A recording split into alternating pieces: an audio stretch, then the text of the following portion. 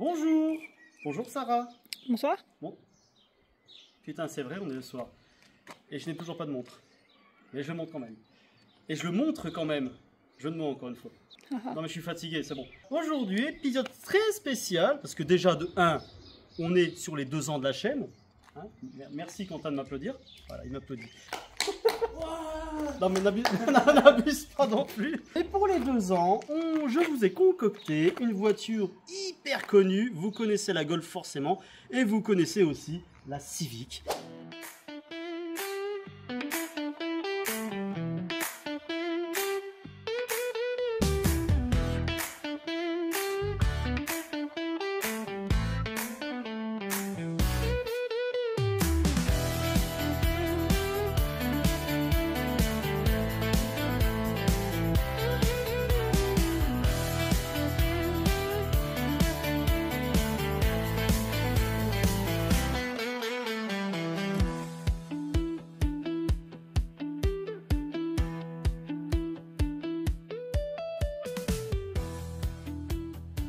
Et oui, des millions d'exemplaires vendus. Je sais pas combien il y a eu de millions, mais je vais vous le mettre maintenant, comme ça.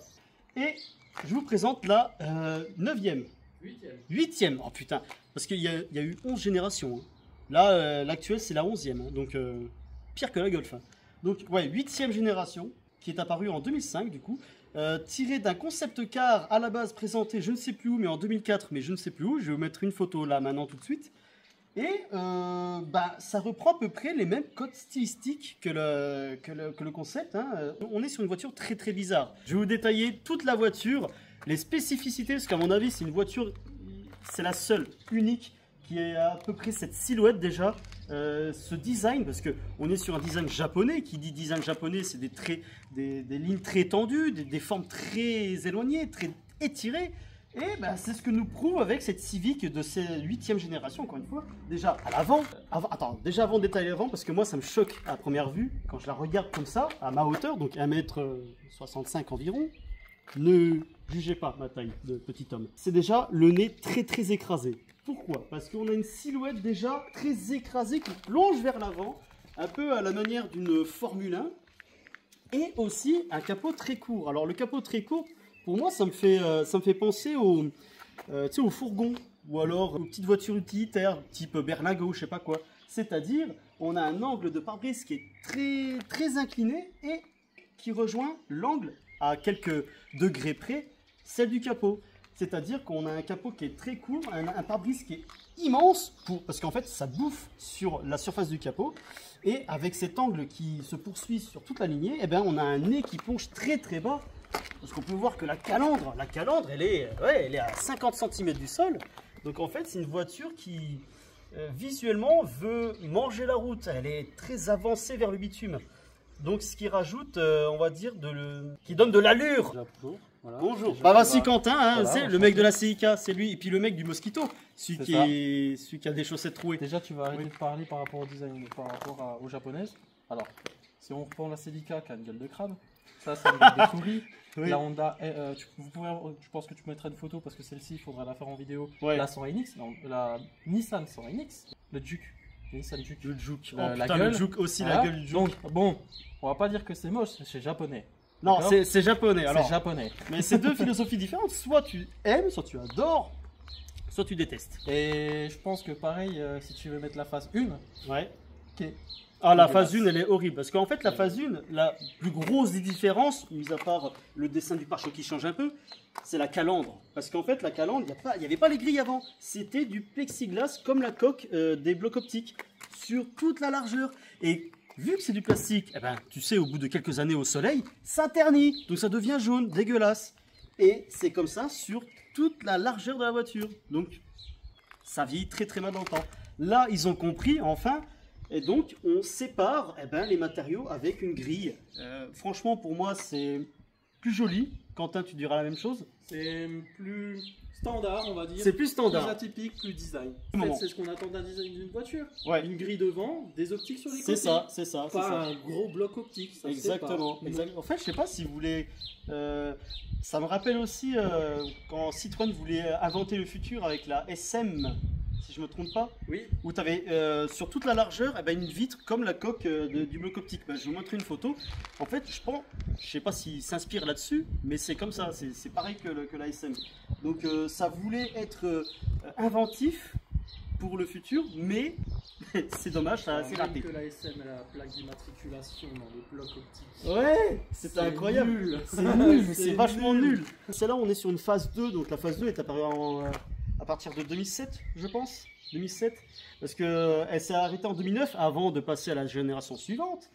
Alors, mis à part voilà l'allure de la voiture très avancée vers le sol, on a du coup des blocs optiques qui sont immense, mais pas dans l'épaisseur, parce qu'on peut voir que c'est assez fin et c'est assez joli pour l'époque, parce qu'à l'époque, souvenez-vous, dans les années 2000, on mettait des blocs optiques énormes, très grosses, très épaisses. Là, on est un peu du type, encore une fois, dans le futur. Donc très long, qui s'étire vraiment jusqu'à l'arche de roue. Donc ça donne un regard très nerveux, on va dire. Très effilé, un peu comme un œil de femme élégant avec du liner qui étire. Voilà, ouais, bah voilà. Si on veut être un peu dans le côté raciste, comme un œil de japonais, très fin et très étiré. Bon, c'est chaud celle-là.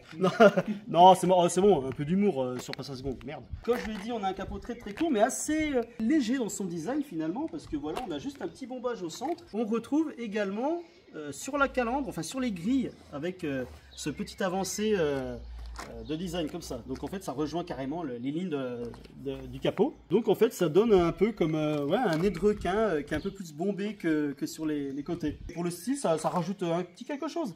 Sur la phase 2 aussi, ça change au niveau du pare-choc. Alors là, nous avons des grilles format abeille, on va dire, qui sont plutôt stylées. Pour moi, ça marche bien. C'est assez aérien et puis tu sais, c'est pas recouvert. Il n'y a pas des alvéoles recouverts de plastique plein, tu vois. C'est vraiment de A à Z, toute la surface. Voilà, ça respire. Puis là, on a un petit côté renfoncé sur les bords, donc ce qui donne un peu plus de relief à l'ensemble. Donc ça, c'est pas mal. Pour le côté un peu plus musclé, on a mis, on va dire, des extensions sur les côtés. Donc ça assoit un peu plus la voiture au sol. Et puis aussi, ce qui est particulier sur cette Civic, c'est que maintenant, tout est en mode triangle.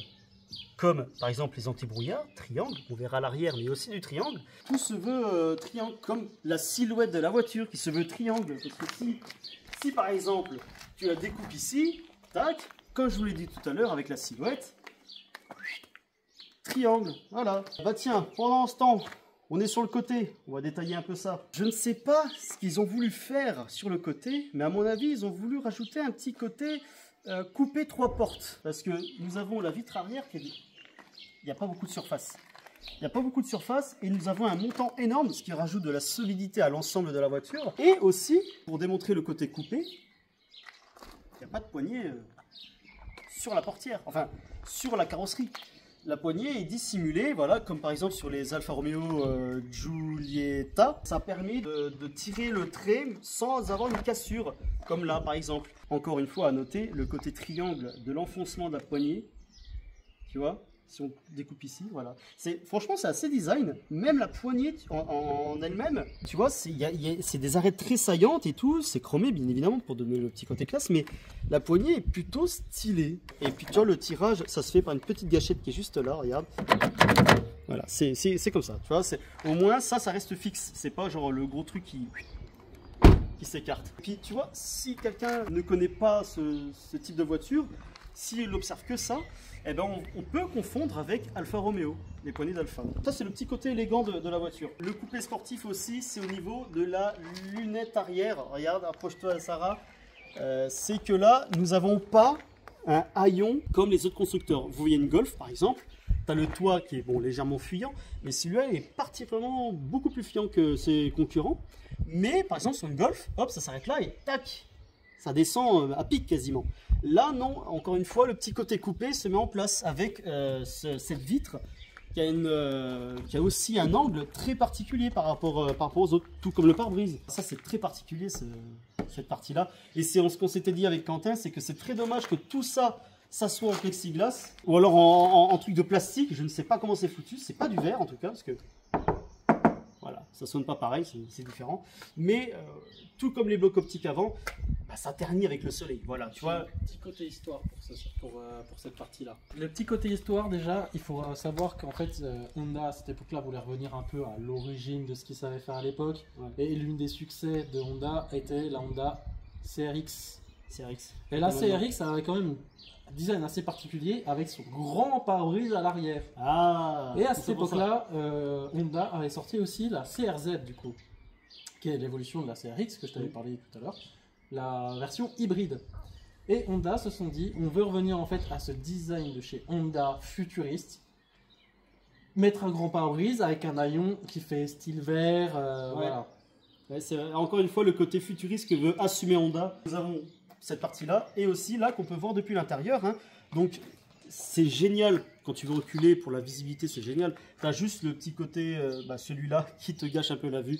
Mais bon, c'est mieux que rien, on va dire. Il y a aussi le feu stop qui est intégré. Donc en fait, ça ne sert pas que à rien. Tu as le feu stop et il est plutôt bien placé. L'arrière, voilà, là encore une fois, c'est comme l'avant, il faut aimer. Par contre, ce qui est très disgracieux. Voilà. Disgracieux, ouais. Voilà. C'est que, merci, parce qu'avec la bouche pâteuse, tu vois, ça dit mal, ça dit mal. C'est qu'en fait, tu as un arrière avec ce béquet relevé qui est immense et tu as l'avant qui est très écrasé. Donc en fait, encore une fois, ça fait effet dragster, c'est un triangle. C'est vrai que c'est très massif à l'arrière, c'est très massif. Heureusement qu'il y a le côté vitré qui allège un peu l'ensemble. Il marche. Ça pousse, ça paraît pas. Hein. Honda XR 2000 machin. J'y connais rien en moto, mais on va partir là-dessus. Là, encore une fois, on retrouve... Alors par contre, c'est bizarre, parce qu'ils n'ont pas changé par rapport à la phase 1, pas comme l'avant, c'est qu'on a toujours ce côté mono-sourcil des blocs optiques. Avec, par exemple, bon là, les feux de recul qu'on a là. Alors, ça vieillit moins dans le temps parce qu'il est moins exposé au soleil, c'est beaucoup plus droit, donc en fait, ça ternit moins rapidement. Mais il faut aimer. Alors après, oui, là encore une fois, on est dans le côté futuriste parce que avant, on n'avait pas ça, ou alors très peu. On avait les Volkswagen Charan, je m'en souviens, les Charan avaient à peu près le même design. Les Safran aussi. Et les Safran, ouais. Les Safran 1 avaient le bloc optique complet. Ouais. Et bien ça rappelle encore le monde bonaire qu'on a aujourd'hui. Par exemple, aujourd'hui, on a encore une fois une ceinture lumineuse qui fait toute la largeur, donc du rouge, quoi. Bon là, il y avait rien, il n'y avait pas de lumière. Petit côté futuriste de l'ancien temps, quoi, de l'époque. S'il y avait de la lumière. Attention, il y a un ovni. Mais sérieux, la soucoupe volante là, mais carrément, parce que s'ils mettaient des ampoules là, mais laisse tomber, les gens ils pèteraient un câble, mais qu'est-ce que c'est cette voiture? Ça le fait bien. Puis en plus, dans cette couleur noire, ça ressort vachement ce bloc optique avec le fond rouge. Franchement, c'est bien. Et encore une fois, ça rajoute de l'horizontalité, de la largeur à la voiture. Et puis, on retrouve encore une fois le design un peu triangle. Par exemple, avec cette pliure de carrosserie, tac, comme ça. Ça donne un peu de l'agressivité à l'ensemble. Et aussi, si on descend juste à peine, les pots. Oh putain. Ouais, l'assemblage, c'est japonais. Encore une fois, un petit rappel du design à l'avant avec les feux de brouillard. Donc là, on est sur les sorties de pots en triangle, plutôt stylé. Et à mon avis, les connaisseurs, tu leur mets juste ça dans la gueule, Civic, direct. Bon, on est sur un design simple, mais à la fois très compliqué dans ses formes, dans ses volumes. C'est très particulier comme voiture, hein. C'est particulier. Et au niveau du design, c'était en avance. C'était en avance. Et c'est pour ça que, enfin, tu vois, ça aurait pu pas marcher. Avec la gueule que ça aurait pu pas marcher. Mais des millions d'exemplaires vendus. Et c'est aussi reconnu comme, parce que c'est Honda, la voiture l'une des plus fiables au monde. Avec ça, tu fais 1 million de kilomètres, elle n'a pas de souci. J'ai vu une vidéo où tu avais le mec, il filmait son compteur, il était à 999 999. Ouais. C'est incroyable. Pour une voiture qui est des années 2000. Il faut savoir aussi que, tu l'avais dit tout à l'heure, que la Civic, elle a eu son succès grâce au marché américain. Oui, dès 73. Dès 73, parce qu'elle est apparue en 72, la Civic. Hein. Donc en fait, c'est l'un des modèles qui a gardé son nom le plus longtemps possible. Et puis après, tu as la Golf qui est apparue en 74 et compagnie. Mais c'est vrai que Civic, ça a plus de 50 ans et puis ça marche toujours autant. Ouais, il me semble. Donc mis à part quand même avec les normes d'antipollution, parce que les Japonais, hélas, en Europe, ils ont un peu du mal. Oh oui, ils ont profité du marché américain pendant que c'était la crise du pétrole. Ouais, la crise pétrolière. Parce que pareil avec toutes les... De toute façon, c'était toutes des grosses ricaines oui. qui consommaient. Voilà, et c'est pour ça que le cahier des charges de la Civic, c'était faire une voiture compacte, avec un petit moteur, puissance, il faut un peu se déplacer dignement, et pas cher. Et la Civic a rempli son taf, un peu comme la Golf qui est venue après, quoi. Ou la Coccinelle. Qui a eu un grand succès en Amérique. Voilà, grand succès en Amérique dans les années 70, les années hippies, on va dire. Ouais, c'est ça. Donc c'est vrai que en fait, c'était le bon moment. Faire la bonne voiture au bon moment. Et ça donne ça. Alors les jantes, c'est, je sais pas, 17 ou 18 pouces. Un peu dans un gris, je sais pas comment on appelle ce gris. 17, un peu un gris nardo, je sais pas quoi là. Anthracite, ouais. En gris anthracite, pardon. Et encore une fois, on donne un peu ce côté agressif des jantes avec ce dessin là, un peu en forme de croc, qui rappelle un peu ma voiture. Hein. C'est mignon, hein, ce petit rappel. Oui, je sais, ma voiture est super. Non, franchement, les jantes, tu vois, elles sont pas trop lourdes visuellement. Tu vois, c'est assez aérien. Les branches, elles sont petites. C'est bien designé, comme je vous l'ai dit, avec ces petits côtés dentelés. Plus je la regarde, plus je me dis... Ils étaient en avance dans leur temps. Quand même. Ouais, déjà choqué parce que même encore aujourd'hui, ça n'a pas tant vieilli que ça. 2005, je vous rappelle. Ça va en fait. C'est un peu... Maintenant, je me suis habitué à une voiture, avant que tu parles. Je me suis habitué à une voiture, c'est la C6. Oui. La C6, je la trouvais dégueulasse au début. Et maintenant, je commence à l'aimer. Et là, franchement, au final, elle est par rapport à la C5, ouais. qui est à peu près de la même époque. Ouais. La C5 a beaucoup plus. Ouais, beaucoup mal vieilli comparé à la C6. Est-ce que je peux parler aussi des points négatifs sur ça? Oui. Niveau design. Allons-y, vas-y. Tu ne mets pas les références directement sur les blocs octifs. D'accord? Tu me les mets derrière. Parce que ça fait du coup quelque chose de dégueulasse. Plastique. Tu mets pas l'échappement juste derrière. Parce que oui, à savoir comme quoi l'échappement est juste derrière le bas de caisse. Un échappement, ça chauffe beaucoup quand même. La sensation de la poignée quand même, on dirait. Ouais, un vieux truc. Franchement, c'est une vieille voiture. Ça craque, le plastique il fait. On dirait un jouet. Alors, le pire que j'ai remarqué, parce que oui, ça en plexi c'est quand même dégueulasse. Ouais, mais le pire, vous connaissez les 206 avec les trappes aluminium quand même sur la S16. Oui, c'est pas mal. Alors, venez, on va montrer la. Alors c'est beau. C'est beau. Regarde, le design, franchement, c'est creusé, c'est un peu en mode compétition, mais.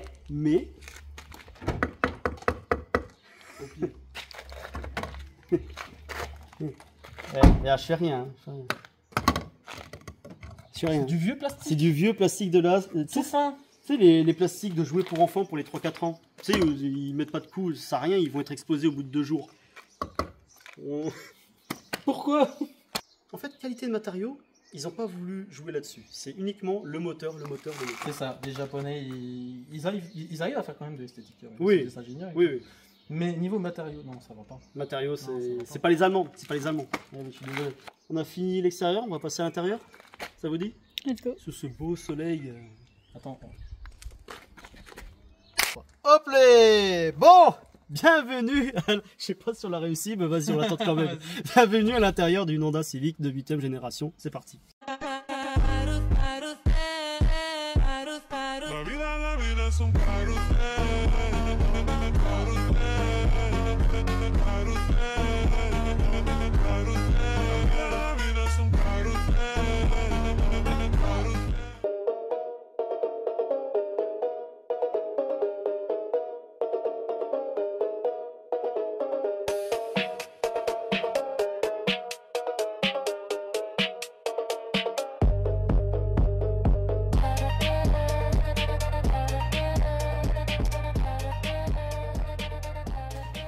Tout comme l'extérieur, c'est particulier. Bon, mis à part les sièges, c'est très simple. Les sièges, c'est des sièges normaux, avec un maintien normal, avec une matière normale. Mais quand tu vois le reste... Alors déjà, faut faire attention parce que le pare-brise est très incliné. Donc au niveau du connage de tête, ça y va. Oh putain, par contre, le cuir sur le côté, c'est du bois. Là encore une fois, on était en avance sur le temps, un peu à la mode Citroën, où on avait des cockpits très différents des autres. Là, on retrouve à peu près ce même délire, avec par exemple ce demi-cercle qui englobe les compteurs et tout ce qui est pour contrôler la clim, la voiture, les feux et compagnie, le démarrage. En fait, ça rappelle un peu le délire japonais où tu avais des manomètres sur les côtés, très accessible et tout. En fait, on retrouve ça, c'est ultra accessible et c'est autour du volant. Voilà, encore une fois, 2005. Tu vois, en plus, c'est incurvé. C'est incurvé. Donc, en fait, les boutons les plus accessibles, en fait, ils sont vachement rapprochés vers le volant. Donc, en fait, tu n'es pas obligé d'éloigner ton bras à 2 km. Hop, tu es comme ça, tac, tac, tac, tac. Et puis, tu vois, c'est un peu du fouille-fou au niveau de l'emplacement des boutons, parce qu'en fait, on met les boutons où on veut. Tu vois, là, ici, tac, il y a un bouton ici, je sais pas pourquoi, mais il est tout seul là. Là, on en met ici, tac, comme ça. Aussi, très très mignon, le start and stop qui est ici, et je trouve que c'est un joli bouton. Ça fait juste très... Start.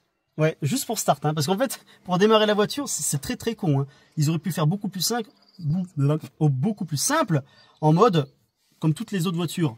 Parce que tu as le manomètre, le Neyman, pardon. Le Neyman, tu mets le contact, tu peux pas démarrer. Il n'y a pas de troisième cran en fait. En fait, le troisième cran, c'est le bouton. Donc en fait, tu n'es pas obligé d'appuyer sur le frein ou l'embrayage. Tu démarres comme ça, les pieds à l'air, parce que tu as mis le deuxième contact. En fait, à l'époque, les ingénieurs, ils ont regardé Vega Missile. Et en fait, ils se sont dit, on va mettre pareil que lui. Donc, on met le contact et j'appuie sur le bouton. C'est débile, mais c'est là. Et pourquoi aussi à gauche, comme les Porsche, allez savoir. Voilà. Donc, mis à part ce cockpit incroyable et très, très surprenant en 2005, ça c'est en premier plan. Et en deuxième plan, nous avons vitesse, comme un affichage tête haute en fait, à vrai dire. C'est encore une fois, comme dans le futur, maintenant les affichages tête haute, on en voit partout dans les voitures. Et là, bah, c'était assez révolutionnaire à l'époque, un peu comme la C4. Comme la C4, de mettre en hauteur, et ainsi que l'horloge. Voilà, tout ce qui est pour le divertissement et compagnie. Tout ça au deuxième plan, et encore une fois un peu incurvé, pour dire putain, le poste de conduite c'est mon poste de conduite, c'est pas celui du passager. Le passager il est un peu épargné là-dessus. Ouais, c'est un univers de trucs radins en fait. Tout pour le conducteur, rien pour le passager. Toutes les japonaises, même la Celica, ouais. Que ce soit tout même sur la Celica, un peu toutes les générations. Civic un peu pareil, Nissan aussi, avec la 350Z. Ouais, c'est un peu cockpit pour le conducteur, l'expérience de conduite pour le conducteur. Le passager, à la limite, il va avoir un notebook parce qu'on va l'utiliser en rallye s'il faut. Mais le passager, il va de point A à point B. C'est ça. Donc voilà. C'est juste un passager comme les passagers à l'arrière. Exactement. Et tes passagers, tu fermes ta gueule. Voilà. Il y a tout pour toi. Tout pour toi. Alors, c'est très bien le côté incurvé ici, mais l'autre côté c'est un peu chiant, un peu gênant, parce que si t'es grand, tu veux sortir, t'as tendance à te cogner le genou sur le bord. Donc un peu relou pour l'accessibilité. Là c'est chiant à mourir. C'est chiant à mourir. Les boutons sont dégueulasses, c'est mal placé, c'est plat et c'est ennuyant. Et tout ça dans un plastique au grain hyper gros comme sur le reste du tableau de bord. Non. Non, moi je dis que ça va pas. Pourtant c'est dommage parce qu'ils ont rajouté un plastique avec un motif un peu sympa, tu vois, en dessous. Ça me fait penser à quoi? Ouais. Le bourrelet dans les Ford Fiesta.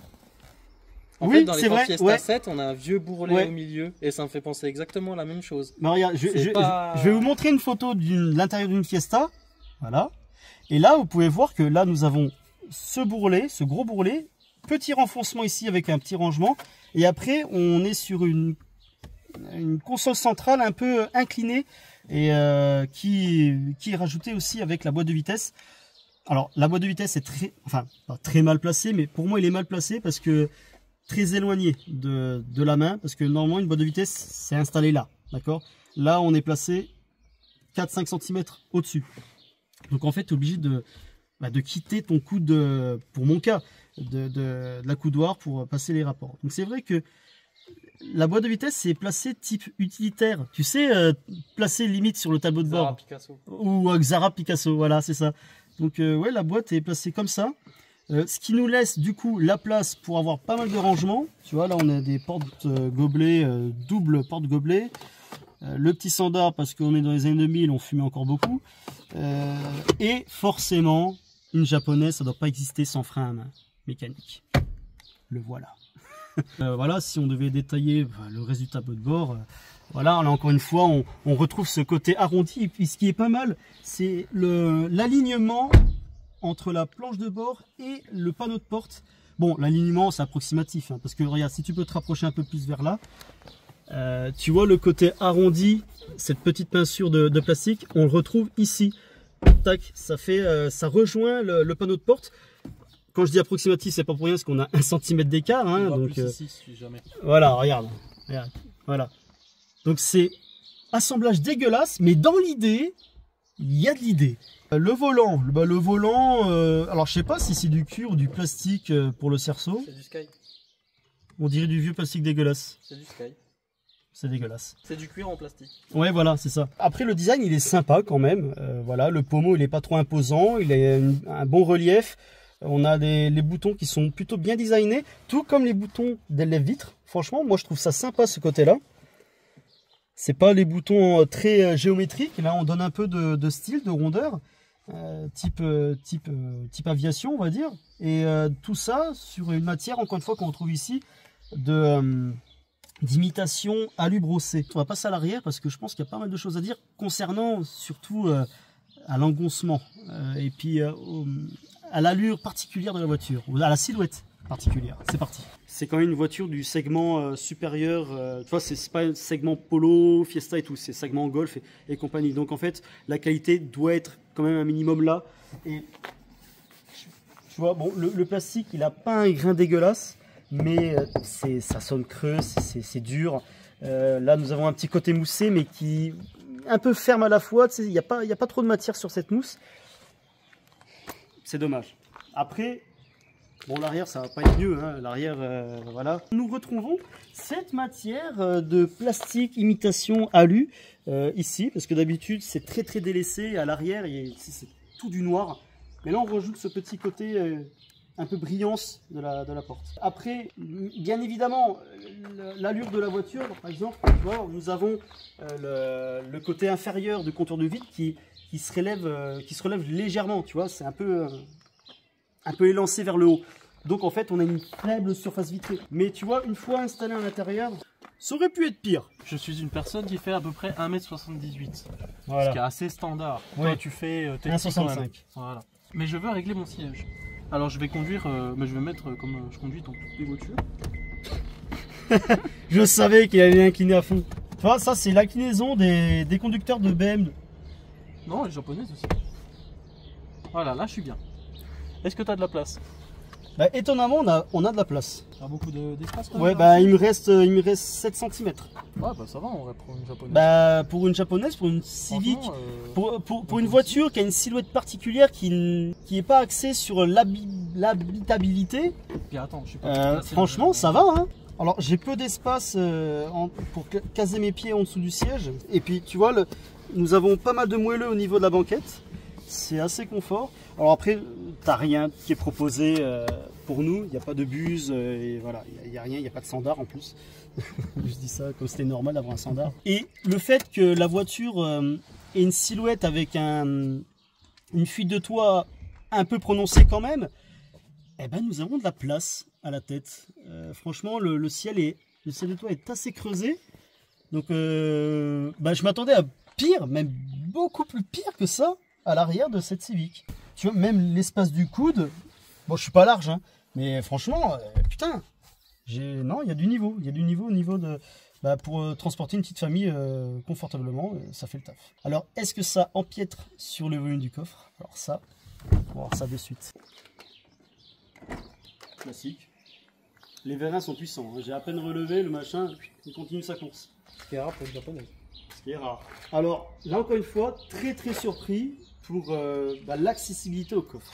Cette partie-là est énorme parce que ça descend très bas. On peut voir que le seuil de chargement est très bas. Donc, très bon point pour transporter de lourdes choses. Il n'y a pas beaucoup de volume de carrosserie, il n'y a pas beaucoup d'épaisseur. Donc, en fait, ça évite qu'on frotte en mettant les affaires. Donc, ça, c'est très bien. Et puis, le coffre est exploité à fond. La largeur... Hein, tu me passeras le sac quand même. C'est pas sponsorisé Action. Donc je vais vous mettre le litrage du coffre, mais normalement il est dans la haute moyenne de la catégorie, hein, parce que jamais vu un coffre dans une voiture du segment B, il me semble, aussi volumineux. Parce que tu vois, on creuse vraiment les choses. Hein. Tu vois, les passages de roues, on les voit très très bien, c'est très ressorti. Après là, nous avons quand même un petit rangement obligatoire hein, pour les trucs de secours et compagnie. Mais le reste, c'est exploité à fond. Donc, ouais, je suis surpris. Et encore, attends, ils n'avaient pas tout vu. Là, le volume est bien. Hein. Encore du rangement. Oubliez la plaque. Je ne sais pas ce que c'est, mais il y a encore du rangement. C'est une voiture à tout faire. Je pensais pas, mais c'est une voiture à tout faire. Alors, pour info, il n'y a pas de roue de secours, hélas. Oui. Mais bon, vous avez quand même le kit de crevaison de l'autre côté. Regardez voir. Juste Ah oui, là. ouais. Bon, c'est un peu nul, hein. Toutes les personnes qui ont déjà crevé avec ce genre de kit, c'est débile, mais au moins on en a un. Mais hélas, on n'a pas de roue de secours. Et pour l'époque, c'est rare de ne plus avoir de roue de secours. Hein. Oui, c'était rare. C'était rare. Non, étonné. Qu'est-ce que t'en penses, Sassou, de l'intérieur? Bah, on se croirait dans un avion. Exactement, le cockpit d'avion. C'est vraiment ça, la philosophie que voulait démontrer Honda. Ouais. Montrer quand le cockpit il s'allume. Faut regarder une vue. Ah oui. Parce que franchement, c'est quand même pas mal pour l'époque. Et ça, c'est le point fort futuriste de Honda à cette époque-là. Oui, on a un petit côté bleuté, puis dessus. Voilà.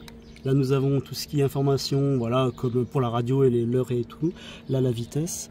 Et là, au centre, un peu comme les sportives japonaises ou les Porsche ou compagnie, le contour qui monte à 7000 au rupteur. Mais voilà, ce qui est pas mal, c'est qu'on a la température à gauche, la jauge à droite, du coup, le bon coup de tour centraux, ouais. qui est vraiment en fait, pas mal. tout est accessible et visible. Et le démarrage ici. Alors, on va rien dire. On va rien dire au niveau du bruit moteur, mais il y a quelques petits trucs à faire. Mais ça va aller pour le test, hein, ne vous en faites pas. Et attention, c'est des vrais pots d'échappement. Hein. Ah, c'est des vraies sorties. Hein. Je sais pas s'il y en a aussi de l'autre côté. Eh oui, double vraie sortie. Allez, c'est routier, c'est parti. Bienvenue à la partie conduite d'une magnifique Honda Civic avec le 1,4 litre 100 chevaux. C'est quoi la désignation du moteur? IVTEC. Donc c'est de l'essence forcément. Bon, là on est sur un bruit dégueulasse, mais normalement ça fait un joli petit bruit assez nerveux. Alors avant de parler de la performance de la voiture, je vais vous parler de la position de conduite. Parce qu'une Honda, une japonaise, comme ça se respecte, eh ben, ça doit avoir une bonne position de conduite. Alors je ne sais pas si je suis pas habitué à ça, mais moi je la vois pas totalement cette bonne position. Déjà au niveau de la position de la boîte de vitesse, comme je vous l'ai dit tout à l'heure.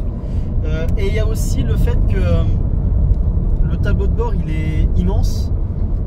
Donc en fait tu as une visibilité de chiottes quand tu veux observer où va le nez de la voiture. Tu vois rien. Tu vois rien, le tableau de bord il est trop massif. Le fait que, et là ça rejoint un peu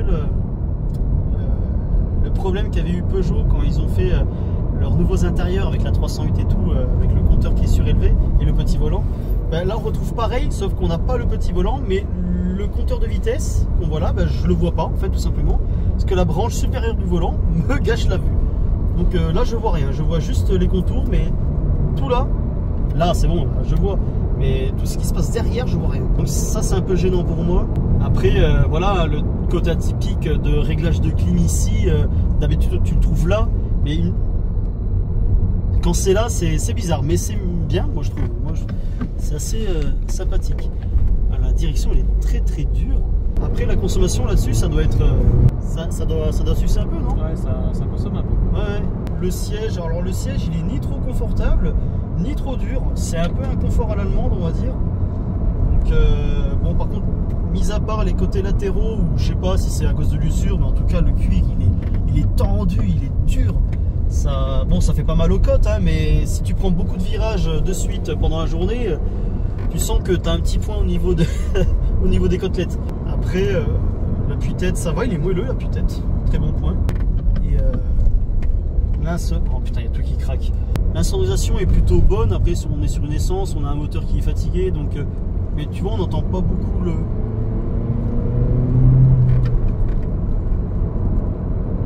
Après, on est sur une 100 chevaux, hein. Vous ne verrez pas faire. Ouais. Non, non. Elle a que 124 000.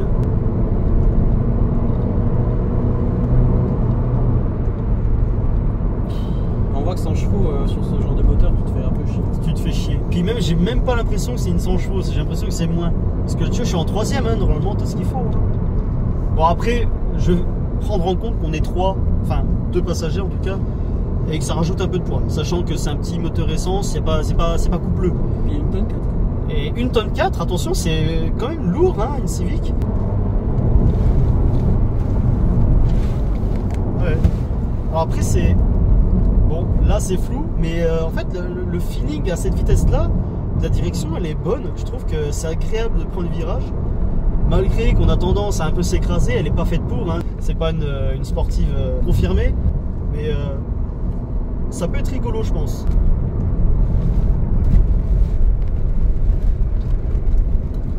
Ça tient plutôt bien le pavé. Le feeling du frein il est plutôt bon, j'aime bien. Mais ouais, elle est plutôt plaisante. Finalement, il y a un bon feeling au niveau de la direction, malgré qu'elles sont un peu lourdes en ville. Donc pour manœuvrer et compagnie, c'est un peu chiant. À mon avis, ça doit être hydraulique, hein, la direction. Ouais, c'est hydraulique. Hein. Alors dommage pour l'accoudoir qui ne peut pas être réglable en profondeur, ni même en hauteur. Donc en fait, il ne me sert à rien. À ma position, l'accoudoir ne me sert à rien. Il n'est pas assez haut. Parce que je suis obligé de me pencher pour l'atteindre. Et pareil... Non, ça va. Ça va, l'accoudoir de la porte. Elle manquerait peut-être 5 mm, voire 1 cm de plus en hauteur. Et là, j'aurai une position parfaite pour voyager. Après, bon, oui, c'est pas un foudre de guerre, mais 100 chevaux, ça va. Pour se déplacer sans trop de chichi, ça fait le taf. La boîte de vitesse, franchement, les rapports s'enclenchent bien. C'est pas une boîte douteuse, tu vois. Le quadrillage est bon. On est sur une boîte 6. Et on est sur une boîte 6. Alors après, pour démarrer et mettre la marche arrière, il y a un peu de dureté.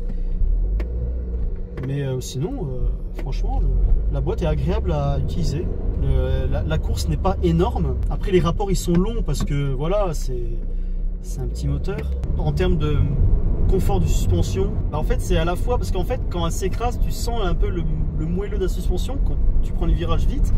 Mais quand c'est des petites aspérités très vifs, tu sens que ça tape un peu, quoi. Et puis l'accélérateur il est assez nerveux, hein. C'est assez nerveux. Puis le fait d'avoir le compteur vraiment au centre avec un petit effet bleuté en fond pendant la nuit, ça doit être agréable pour la vue.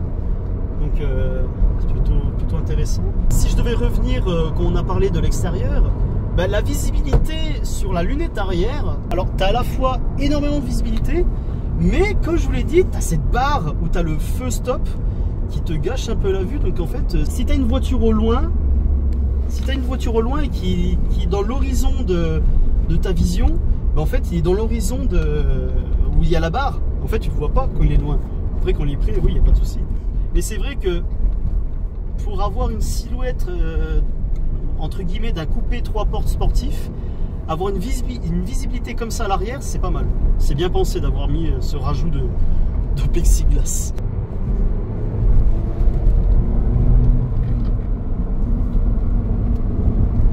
Par contre, c'est pas du tout agréable quand tu filmes. Non, je trouve que ça enroule bien les virages. Ça va. C'est bon. Oui. Putain, aussi t'allais aller tout droit. Oui, c'est vrai. En fait, quand tu prends le virage à fond, elle prend son appui, elle s'écrase, mais une fois qu'elle s'est écrasée, elle bouge plus. J'ai l'impression que l'arrière a quand même ses limites. Oui, l'arrière, je sens qu'elle divague un peu quand tu mets un coup de volant assez sec. Bon, après là, on est sous les bois, donc c'est un peu plus humide. Mais non, elle s'en sort bien. Elle est plutôt agréable à conduire. Quentin, à l'arrière, qu'est-ce que t'en penses? Ça va. Juste un peu tape-cul quand même à certains endroits où il y a des grosses bosses, mais sinon... Ouais, la banquette, elle est un peu... Une citadine basique, quoi, le confort qu'on attend d'une citadine. Donc oui. Ça va. Les sièges sont un peu durs, mais normal, parce que c'est des petites banquettes. C'est ça. Citadine. Mais sinon, niveau suspension et tout... c'est ça. Le moment que t'as pas l'autre gaillard qui te met des gros coups de volant... Tu parles de qui en parlant de l'autre gaillard, là? Alors après, une fois que t'es en 4ème à 50, il n'y a aucune reprise. T'as beau faire ce que tu veux, ça marche que dans les tours. Ça marche que dans les tours. On a quand même une bonne visibilité parce que comme je vous l'ai dit, en fait, pas la visibilité pour se garer parce que voilà, le bruit est effrayant. Parce que le tableau de bord est immense et puis tu as le côté incliné du capot qui fait que tu peux pas voir où tu mets tes roues. Mais pour de l'environnement, le pare-brise il est grand. Tu as des grandes surfaces vitrées pour les vitres latérales, les premières vitres latérales. Et puis tu as le double vitrage pour la lunette arrière. Franchement, c'est une voiture plutôt maniable en ville pour ce qui est de la vision. Ah, c'est bon, je sais où on est. C'est là on avait fait la vidéo avec la 308cc. Non, j'aurais dit la Mustang GT300. Tout à fait. La 308cc aussi. Et parce que je m'en souviens plus qu'on est passé par là. En fait, je pense que le fait qu'ils ont mis la boîte de vitesse aussi loin, c'est pour une conduite comme ton type de conduite un peu placé bas, très reculé, et avoir la main qui est tendue quoi pour passer les rapports. Ouais, c'est ça. Je pense que c'est un peu le délire là. Attends, tu vois, je vais essayer de me mettre en position tuning. Voilà, comme ça.